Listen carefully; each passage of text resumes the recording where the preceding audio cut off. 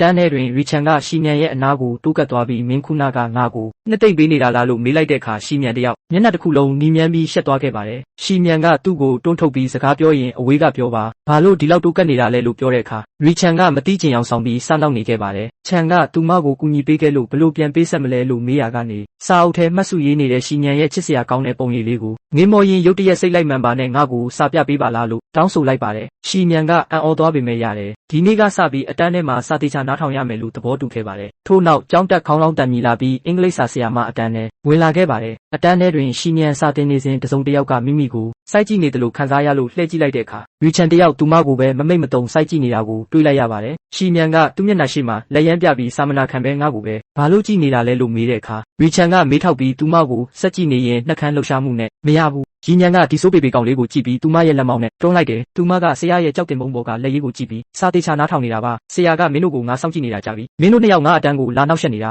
အပြင်ထွက်ပြီးမတ်တက်ရက်နေကြစမ်းလို့ပြောလိုက်တော့သူကဖြည်းဖြည်းချင်းထိုင်ရာကထပြီးလူစွမ်းကောင်းကြီးလိုဝင်းဝင်းကြွားကြွားထွက်သွားခဲ့တယ်ရီညံလဲသူကအတန်းစည်းကမ်းကိုဖျက်ဆီးနေမှန်းသိတာကြောင့်တဘာဝချချပဲအပြင်ကိုလိုက်ထွက်ခဲ့ပါတယ်စစ်ကြံလန်းရဲ့ပထမထပ်မှာတော့သူကနေရန်ကိုမိပြီး ATA ဆက်ပုံစံနဲ့ရှိနေတယ်ရီညံကဘာဖြစ်သွားလဲဆိုတာတေချာပြန်စဉ်းစားပြီးသူ့ကိုမော့ကြည့်လိုက်တယ်နင်ဘာဖြစ်နေတာလဲအတန်းထဲမှာကောင်းကောင်းမွန်မွန်ရှိနေတာကိုစာမနာထောင်ပဲဘာလုပ်နေတာလဲလို့မေးတော့သူကဇဝေဇဝါဖြစ်နေတဲ့မိန်းကလေးကိုကြည်လင်တဲ့မျက်ဝန်းတွေနဲ့ပြုံးပြီးကြည့်လိုက်တယ်နင်ကကြည့်လို့ကောင်းလို့လေရီညံကသူ့ရဲ့အေးဆက်ဆက်အမူအရာကိုဆက်မထိန်နိုင်တော့ပဲရှေ့ကလူကိုကြည့်ပြီးနောက်ဆိုငါနားမလာနဲ့ငါဒီလိုမျိုးဆက်နေမှာမဟုတ်ဘူးလို့ပြောလိုက်တယ်တကယ်လို့သူ့ရဲ့အပြုတ်မှုကိုအတန်းဖော်ရီတာမြင်ရင်ဒီလူကအမြဲတမ်းလူကြီးပဲလိုက်ရိုက်နေတဲ့လူမိုက်ဟုတ်ပါရဲ့လားဆိုပြီးတေချာပေါက်အံ့ဩသွားကြပါလိမ့်မယ်ရီညံကနေရန်ကိုမိပြီးစောင့်ကြောက်ထိုင်ချလိုက်တဲ့အခါသူမရဲ့အတန်ကတည်ငြိမ်နေပေမဲ့သူကတော့နည်းနည်းအံ့ဩသွားတယ်သူကစောင့်ကြောက်ထိုင်နေတဲ့ရီညံကိုငုံကြည့်ပြီးရှေ့ကမိန်းကလေးကိုသူလုံးဝမသိတော့တယ်လို့မျိုးရုတ်တရက်ခံစားလိုက်ရတယ်သူကရှေ့ကလူကိုစိုက်ကြည့်နေမိပြီးရီညံရဲ့မျက်လုံးထဲမှာငင်းဆန်ခြင်းစိတ်တွေနဲ့အားကိုးရမဲ့မှုတွေကိုအများကြီးမြင်လိုက်ရတယ်သူကမိန်းကလေးရဲ့ခေါင်းကိုပုတ်တက်ပေးဖို့လက်ကိုမြှောက်လိုက်ပေမဲ့ခေါင်းပေါ်ရောက်ခါနီးမှပခုံးပေါ်ကိုဖြည်းဖြည်းချင်းချလိုက်ပြီးစားနောက်တဲ့ပုံစံနဲ့ရီညံရဲ့ပခုံးကိုပုတ်ပေးလိုက်တယ်ငါလိုထူးချွန်တဲ့လူနဲ့စုံကွင်းရတာနင့်ရဲ့ကံကောင်းမှုပဲတဲ့ရီညံကသူ့ရဲ့ရုတ်တရက်အပြုတ်မှုကိုကြည့်ပြီးဒါဟာသူမကိုနှစ်သိပ်ပေးနေမှန်းသိလိုက်ရတယ်သူမရဲ့နှလုံးသားလေးအနှဲငယ်နှွေးထွေးသွားပြီးမျက်ရည်ဝိုင်းလာပေမဲ့ပြောလိုက်တဲ့စကားကတော့အေးဆက်နေတော့မှပဲသူကရီညံကိုစိုက်ကြည့်ပြီးငါကတော့ပြောနေတာပဲလို့ပြောပေမဲ့ရီညံကသူ့ကိုမတိကျိုးကြုံပြုလိုက်တယ်အဲ့ဒီအချိန်မှာပဲလူနာမည်တန်းကျောင်းစင်ကောင်းလောင်းတန်းမြည်လာလို့ရီညံကလှည့်ပြီးစာသင်ခန်းထဲဝင်သွားခဲ့တယ်သူမဖုန်းကိုထုတ်ပြီးအနောက်မှာတခုခုရိုက်ထည့်နေတော့ခဏအကြာမှာသူလဲစာသင်ခန်းထဲဝင်လာခဲ့တယ်သူထိုင်ကုန်မှာထိုင်လိုက်တာနဲ့ရှေ့ခုံကမိန်းကလေးကကက်ယောဂါစုကြီးကိုရှောင်းတလို့မျိုးချက်ချင်းအနောက်ကိုလှည့်ကြည့်လာတယ်ရီညံကသူ့ကိုကြည့်ပြီးနင်းပုံမှန်ဆိုဘယ်လောက်တောင်လူဆိုးဖြစ်နေလဲဆိုတာငါပြောသားပဲ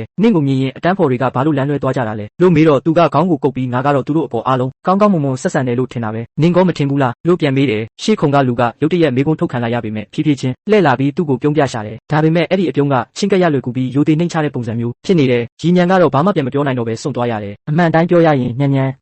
ငါပြောတာနားထောင်ဦးငါနာမည်ကိုပဲခေါ်ပါအဲ့လောက်ကြီးရင်းနှီးတဲ့ပုံစံမျိုးမလုပ်ပါနဲ့လို့အနောက်ခုံကလူနှစ်ယောက်စလုံးကတပြိုင်နက်တည်းအော်ပြောလိုက်ကြပါတော့တယ်